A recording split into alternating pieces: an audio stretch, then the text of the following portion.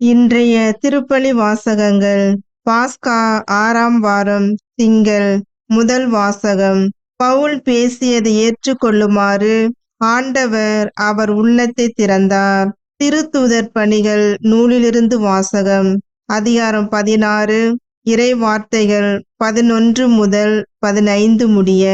பவுல், சீலா, திமோத்தேயு, லூக்கா ஆகிய நாங்கள் துரோவாவிலிருந்து கப்பல் ஏறி சமுத்திராக்கு தீவுக்கும் மறுநாள் நெயாப்பொலி நகருக்கும் நேராக சென்றோம்.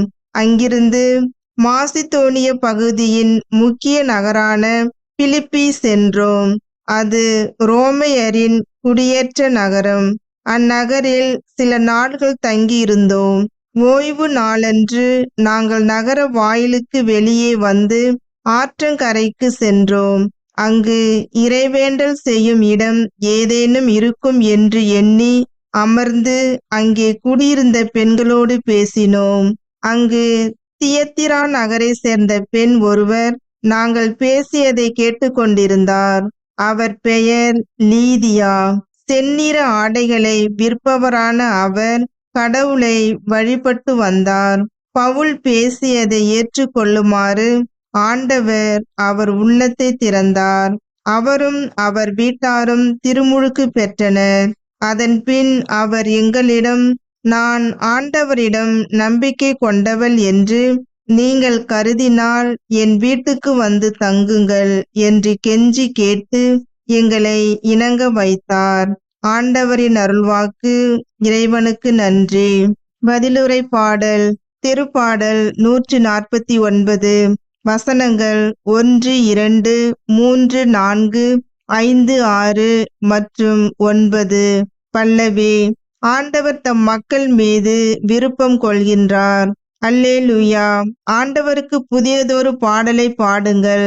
அவருடைய அன்பர் சபையில் அவரது புகழை பாடுங்கள். இஸ்ரேல் தன்னை உண்டாக்கினவரை குறித்து மகிழ்ச்சி கொள்வதாக. சீயோனின் மக்கள் தம் அரசரை முன்னிட்டு களி கூர்வார்களாக. பல்லவி. ஆண்டவர் தம் மக்கள் மீது விருப்பம் கொள்கின்றார். நடனம் செய்து அவரது பெயரை போற்றுவார்களாக. மத்தளம் கொட்டி யாழிசைத்து அவரை புகழ்ந்து பாடுவார்களாக. ஆண்டவர் தம் மக்கள் மீது விருப்பம் கொள்கின்றார். தாழ்நிலையில் உள்ள அவர்களுக்கு வெற்றி அளித்து மேன்மைப்படுத்துவார். பல்லவி.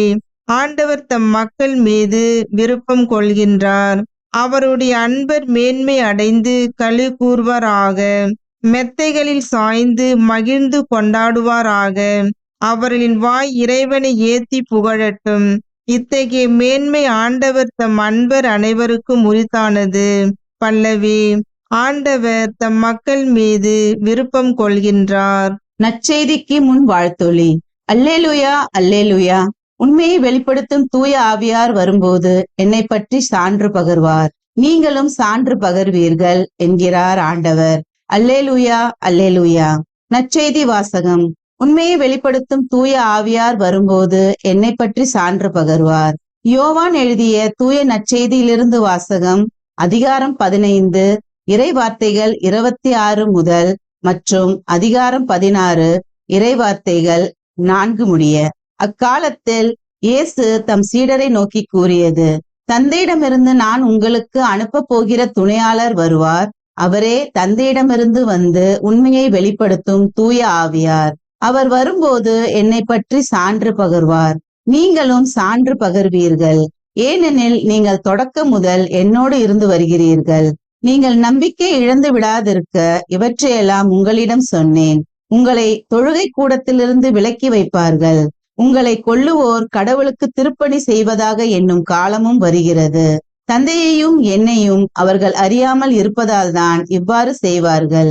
இவை நிகழும் நேரம் வரும்போது நான் உங்களுக்கு இவை பற்றி முன்பே சொன்னதை நினைவுபடுத்திக் கொள்ளுங்கள்.